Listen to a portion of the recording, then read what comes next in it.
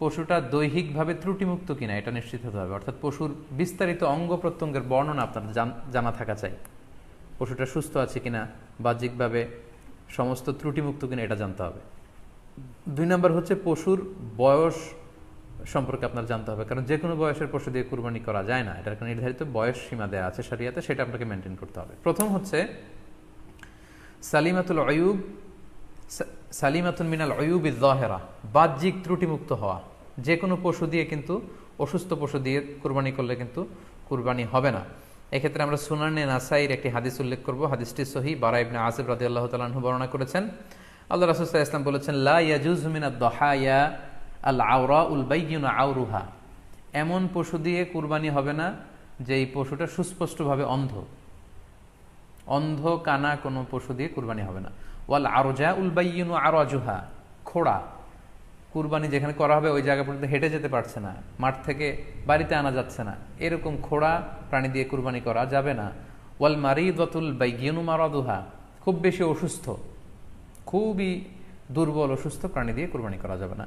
ওয়াল আজফা উল্লাতি লা তুনকি, এবং এমন বয়স্ক বৃদ্ধ প্রাণী যে অতি বয়সের ভারে এটা নুজ্জ হয়ে গিয়েছে এবং এর হাড্ডির ভেতরে যে মজ্জা শুকিয়ে গিয়েছে, এরকম প্রাণী দিয়েও কিন্তু কুরবানি করা যাবে না। তাহলে সুনানে নাসাইয়ের এই সহিহ হাদিসটির মধ্য দিয়ে আমরা বুঝতে পারলাম যে অন্ধ প্রাণী দিয়ে কুরবানি করা যায় না, খোড়া প্রাণী দিয়ে করা যায় না, খুবই দুর্বল প্রাণী দিয়ে এবং খুব বয়স হয়েছে এরকম প্রাণী দিয়ে কিন্তু কুরবানি করা যাবে না। তারপর আমরা সুনানে তিরমিজির আরেকটি হাদিস এখানে উল্লেখ করব। এই হাদিসটিও হাসান পর্যায়ের হাদিস। বর্ণনাকারী হচ্ছেন আলী রাদিয়াল্লাহু তাআলা আনহু। তিনি বলেন, নাহা রাসূলুল্লাহ সাল্লাল্লাহু আলাইহি ওয়াসাল্লাম আইয়ুদহা বিআ'যাবিল করনি ওয়াল উযুন, অর্থাৎ আল্লাহ রাসূল সাল্লাল্লাহু আলাইহি ওয়াসাল্লাম শিং ভাঙা এবং কান কাটা এরকম প্রাণী দিয়ে কুরবানি করতে নিষেধ করেছেন। অর্থাৎ ব্রোকেন হর্নস অ্যান্ড ইয়ার্স, কোনো পশুর যদি শিং দুটো ভাঙা থাকে অথবা কান কাটা থাকে এরকম প্রাণী দিয়ে কুরবানি করলে কুরবানি আদায় হবে না। পশুর কানের ব্যাপারে আরও সুস্পষ্ট হাদিস এসেছে সুনানে তিরমিজিতে, এটিও হাসান পর্যায়ের হাদিস। বর্ণনাকারী সাইয়েদনা আলী রাদিয়াল্লাহু তাআলা আনহু, তিনি বলেন যে নাহা রাসূলুল্লাহ সাল্লাল্লাহু আলাইহি ওয়াসাল্লাম আইয়ুদহা বিমুকাবালাহ আও মুদাবারাহ আও শারকা আও খারকা আও জাদআ, অর্থাৎ আল্লাহ রাসূল সাল্লাল্লাহু আলাইহি ওয়াসাল্লাম মুকাবালা মানে এমন প্রাণী যে প্রাণীর কানের সামনের অংশ কাটা, এরকম প্রাণী দিয়ে কুরবানি করা যাবে না। আও মুদাবারা, এমন প্রাণী যে প্রাণীর কানের পেছনের অংশ কাটা, সেটা দিয়ে কুরবানি করা যাবে না। আও শারকা, অথবা কানের মাঝখানে কাটা, দুই দিক ঝুলে আছে, করা যাবে না। আও খারকা, অথবা কানের ভেতরে ছিদ্র, পশুর কানে যদি ছিদ্র থাকে, কেটে যে ছিদ্র হয়ে গিয়েছে, ড্রিলড হয়ে গিয়েছে, সেই প্রাণী দিয়ে কুরবানি করা যাবে না। আও জাদা, অথবা নাক কাটা, এরকম প্রাণী দিয়ে কুরবানি করা যাবে না। তাহলে আল্লাহ রাসূল সাল্লাল্লাহু আলাইহি ওয়াসাল্লামের ভাষ্যমতে এই প্রাণীগুলো দিয়ে কুরবানি করা যাবে না। ফলে আপনি অনলাইনে যদি পশু ক্রয় করতে চান, আপনার যে পশুটা ক্রয় করবেন এটা বাহ্যিকভাবে সুস্থ আছে কিনা, অঙ্গ প্রত্যঙ্গের বিস্তারিত বর্ণনা ভিডিওতে আপনাকে ক্রস চেক করে এবং বাড়িতে আনার পরে সেটাকে দেখে এই পারচেজটা আপনাকে নিশ্চিত করতে হবে। 2 নম্বর খেয়াল রাখবার বিষয় হচ্ছে পশুর বয়স। কুরবানির পশুর একটা নির্ধারিত বয়স সীমা আছে। সেক্ষেত্রে উটের জন্য 5 বছর হওয়া লাগবে কমপক্ষে, গরু বা মহিষের ক্ষেত্রে কমপক্ষে 2 বছর হতে হবে, এবং ছাগলের ক্ষেত্রে কমপক্ষে 1 বছর হতে হবে। আবার বলছি, উট 5 বছর, গরু 2 বছর এবং ছাগল 1 বছর। তবে মেষ বা ভেড়া, দুম্বা এগুলো যদি 6 মাসের হয়, দেখতে যদি মোটা সোটা হয়, 1 বছরের মতো মনে হয়, তাহলে সেগুলো দিয়েও কুরবানি করা যাবে। সেক্ষেত্রে পশুর যে দাঁত আছে, নিচের পাটের যে পশুর দাঁত, এই দাঁতগুলোর পাশে 2টা ধারালো দাঁত থাকে, এগুলো উঠেছে কিনা এগুলো দেখে দেখে আপনারা পশুর বয়সকে নির্ণয় করতে পারবেন। তাহলে অনলাইনে ক্রয়ের ক্ষেত্রে আমাদের উত্তর হচ্ছে যে অনলাইনে আপনি পশু ক্রয় করতে পারবেন। সেক্ষেত্রে আপনাকে 2টি বিষয়ে খুব খেয়াল রাখতে হবে। এক হচ্ছে পশুর অঙ্গ প্রত্যঙ্গ ঠিক আছে কিনা, বাহ্যিকভাবে সব ধরনের ত্রুটিমুক্ত কিনা। 2 নম্বর হচ্ছে পশুর বয়স। এই 2টি জিনিস যদি আপনি এনশিওর করেন, আপনি অনলাইনে পশু ক্রয় করে সেটা দিয়ে কুরবানি করলে কুরবানি হয়ে যাবে ইনশাল্লাহ, কোনো সমস্যা নেই। আরও একটি প্রশ্ন আমাদের কাছে খুব বেশি এসেছে, সেটা হচ্ছে কুরবানি কি পুরো পরিবারের পক্ষ থেকে একজন দিতে হবে নাকি সামর্থ্যবান প্রত্যেকের দিতে হবে? আই রিপিট, আমি আবার বলছি, প্রশ্নটি হচ্ছে যে অনেকে এই প্রশ্নটি করেছেন যে পুরো পরিবার থেকে একজন দিলে হয়ে যায় নাকি সামর্থ্যবান প্রত্যেকের দিতে হয়। সম্মানিত দিনী ভাই এবং বোনেরা, এটি একটি মতবিরোধপূর্ণ মাসআলা। অর্থাৎ এই মাসআলার ক্ষেত্রে স্কলারদের মধ্যে মতভেদ পাওয়া যায়। এক্ষেত্রে দুইটি মতামত। একদল স্কলার বলেছেন যে এটা পরিবারের পক্ষ থেকে একজন দিলে আদায় হয়ে যাবে। অপর মতামত হচ্ছে যে না, সামর্থ্যবান প্রত্যেকেরই দিতে হবে। আমরা দুইটি মতামত নিয়ে আলোচনা করি। প্রথম মত হচ্ছে যে এক পরিবারের পক্ষ থেকে একজনই যথেষ্ট। এই মতামতটিও দলিলের দিক থেকে বেশ শক্তিশালী।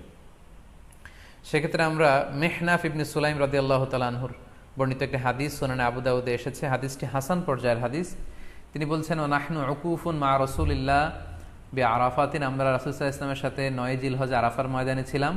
ক্বালা, তখন আল্লাহ রাসূল সাল্লাল্লাহু আলাইহি ওয়াসাল্লাম আমাদেরকে বলেছেন, ইয়া আইয়ুহান নাস, হে মানব সকল, ইন্না আলা কুল্লি আহলি বাইতিন ফি কুল্লি আমিন উদহিয়া, অর্থাৎ প্রত্যেকটি, আল্লাহ রাসূল সাল্লাল্লাহু আলাইহি ওয়াসাল্লাম বলেছেন প্রত্যেকটি ফ্যামিলির জন্য প্রতি বছর একটি কুরবানি ওয়াজিব হয়।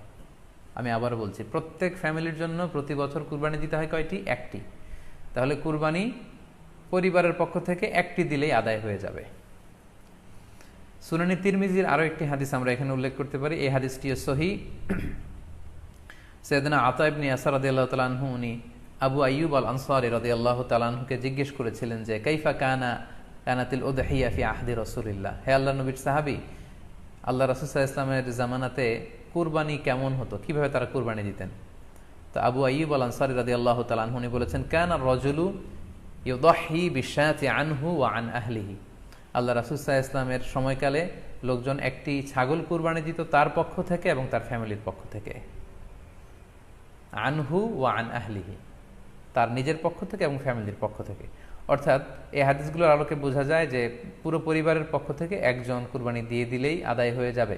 স্বামীও চাকরি করেন, স্ত্রীও চাকরি করেন, স্বামীরও টাকা আছে, স্ত্রীর টাকা আছে, দুইজনের আলাদা করে দিতে হবে না। স্বামী যদি একটা ছাগল কুরবানি দিয়ে দেয় তাহলে স্ত্রীর পক্ষ থেকে, পুরো ফ্যামিলির পক্ষ থেকে কুরবানি আদায় হয়ে যাবে। এই হাদিসগুলোর আলোকে বোঝা গেল প্রত্যেক সামর্থ্যবানের উপর কুরবানি দেওয়া উচিত। এতে করে যিনি কুরবানি দিবেন উনি সওয়াব পেয়ে উপকৃত হলেন, আবার উনি কুরবানি দেওয়ার কারণে গোশত বিতরণ করলেন, ফলে গরিবরা উপকৃত হলো। সো সামর্থ্যবান প্রত্যেকেরই উচিত বেশি বেশি কুরবানি দেয়া। আশা করি এই মাসালাটাও আপনারা বুঝতে পেরেছেন। সেটি হচ্ছে, সম্মানিত সুধী, আমরা অনেকেই বাজার থেকে পশু আনার সময় বা কুরবানি করার সময় পশুর সাথে অনেক বেশি অমানবিক আচরণ করি। এতে করে কিন্তু আপনার কুরবানিটা, পুরো কুরবানির প্রক্রিয়াটাই প্রশ্নবিদ্ধ হয়ে যেতে পারে। পশুর সাথে মানবিক আচরণ করি, কুরবানির পশুর সাথে এমন কোনো আচরণ যাতে না করি যাতে ওর কষ্ট না হয়, আমরা যেন এটা খেয়াল রাখি। বিশেষ করে জবাই করার আগে পশুকে ভালোভাবে রশি দিয়ে বেঁধে নেয়া এবং ছুরিটা, যেই ছুরি দিয়ে জবাই করা হবে সেটা খুব ধারালো থাকা। আল্লাহ রাসূল সাল্লাল্লাহু আলাইহি ওয়াসাল্লাম কিন্তু এই দিক নির্দেশনা আমাদেরকে দিয়েছেন। সুবহানাল্লাহ, ইসলাম যে কতটা চেক অ্যান্ড ব্যালেন্স, কতটা ভারসাম্যপূর্ণ জীবন বিধান। আল্লাহ রাসূল সাল্লাল্লাহু আলাইহি ওয়াসাল্লাম সহিহ মুসলিমের বর্ণনায় তিনি বলছেন, ইযা যাবাহতুম ফাআহসিনুয যিবহা, তোমরা যখন জবাই করবে সেখানেও তোমরা ইহসান করো। কেননা আল্লাহ তাআলা সব জায়গায় ইহসানকে অবধারিত করেছেন। আমরা জীবনে যাই করব না কেন সেটা ইহসানের সাথে করতে হবে।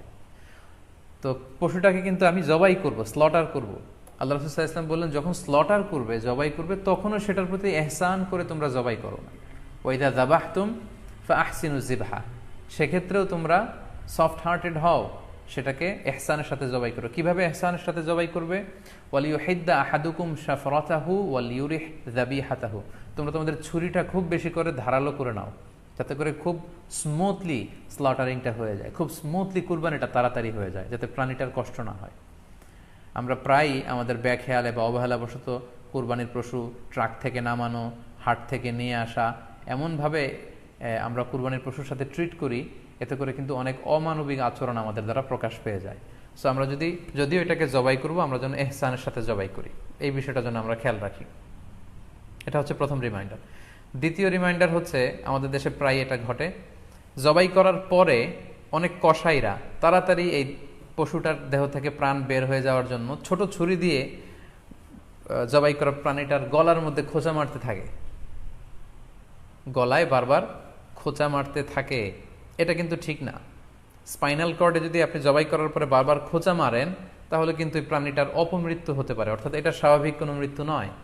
স্বাভাবিক মৃত্যু হচ্ছে জবাই করে দেয়া, এবং ইসলাম এটাকে আমাদের জন্য বৈধ করেছেন। আমরা জানি যে পাশ্চাত্যে গরুর মাথায় বুলেট মারা হয়, অথবা ইলেকট্রিক্যাল শক দিয়ে ওটাকে হত্যা করা হয়, অথবা ভারী কোনো লোহার হাতুড়ি দিয়ে গরুর মাথায় আঘাত করে সেটাকে মারা হয়। কিন্তু ইসলাম এগুলোকে নিষেধ করেছে। ইসলামের বিধান হচ্ছে স্লটারিং করা, আপনি জবাই করে দিবেন।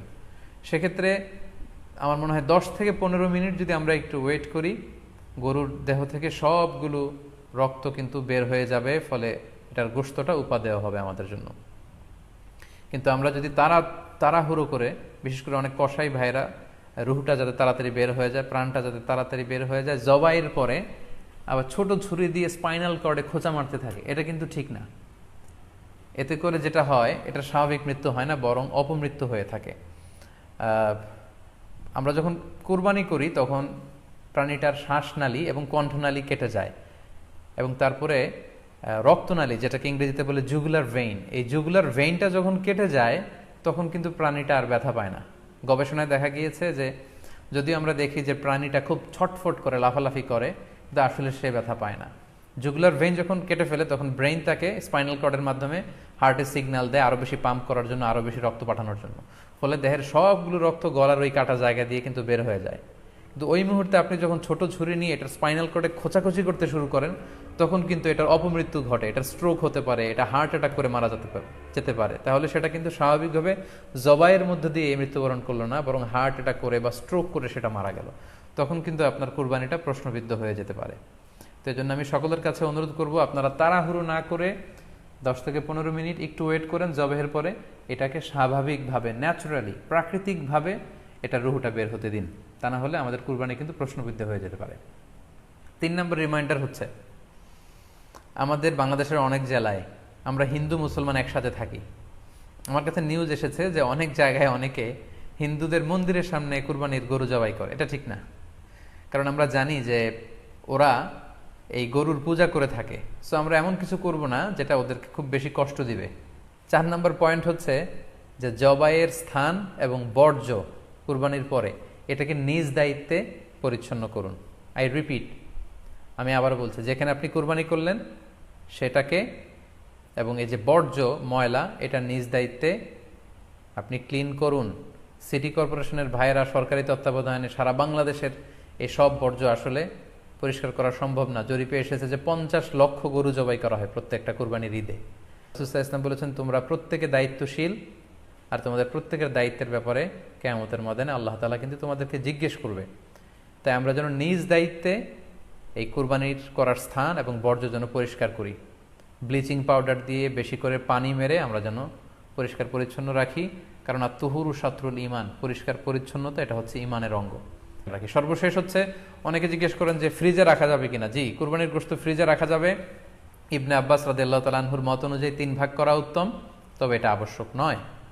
আপনি 1 ভাগ নিজে খাবেন, 1 ভাগ আত্মীয় স্বজন প্রতিবেশীদের দিবেন, আরেক ভাগ গরিব দুঃখীদের মাঝে বন্টন করে দিবেন, এটা উত্তম, কিন্তু এটা আবশ্যক নয়। পুরো গোশত যদি আপনার লেগে যায় আপনি ভোগ করতে পারেন, আর যদি আপনার কাছে অতিরিক্ত গোশত থাকে এটা আপনি আত্মীয়দের দান করুন, গরিব আত্মীয়দের আপনি উপহার দিন, গরিব মিসকিনদের, সুবিধা বঞ্চিত মানুষদেরকে আপনি এগুলো দান করুন। কারণ সূরাতুল হজ্জের 28 নম্বর আয়াতে আল্লাহ তাআলা বলেছেন, ফাকুলু মিনহা ওয়া আত'ইমুল বাঈসাল ফাকির, তোমরা কুরবানির এই গোশত নিজেরাও খাও এবং অভাবী লোকদেরকে দাও।